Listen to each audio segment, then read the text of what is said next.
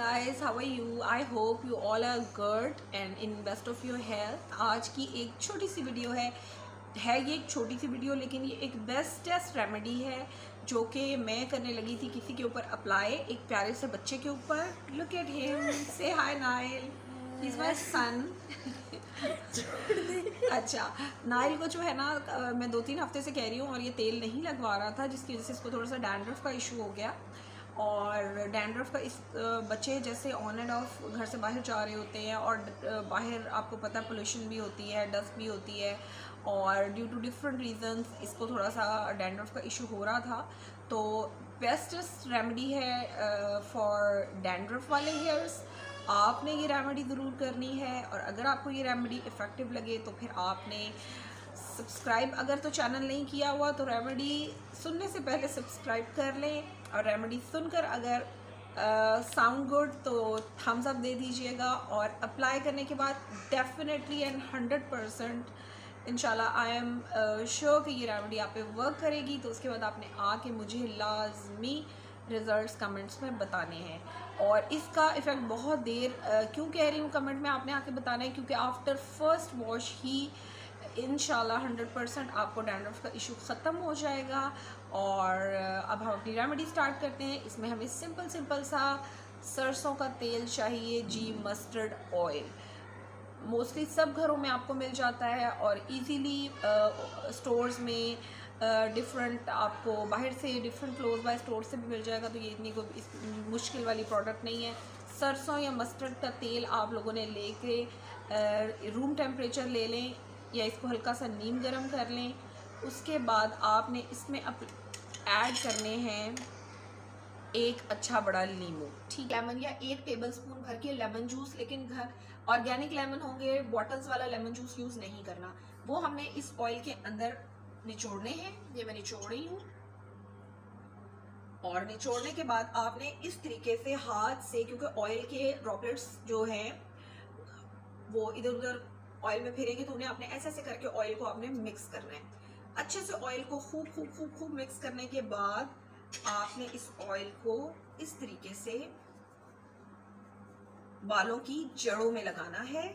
और इसमें थोड़ा सा मैं आपको बताऊंगी, आपने जिल्द को ना, सर की जिल्द को स्क्रैच नहीं करना, लेकिन जेंटली आपने उसको एक्टिवेट ज़रूर करना है, यानी कि खरोचना नहीं है ज़ोर से, लेकिन आपने इस तरीके से इस ऑयल को ज़रा फिंगर्स लाइटली नेल्स से ना आपने इसको लगाना है जी.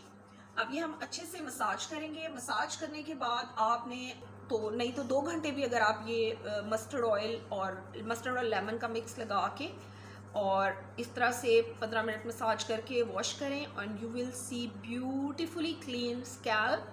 ये मेरा आपसे प्रॉमिस है जी. ये तेल का मसाज करने के बाद जी, हमने आपको पूरा मसाज ही दिखा दिया. सब्सक्राइब करो जी, सब्सक्राइब करें.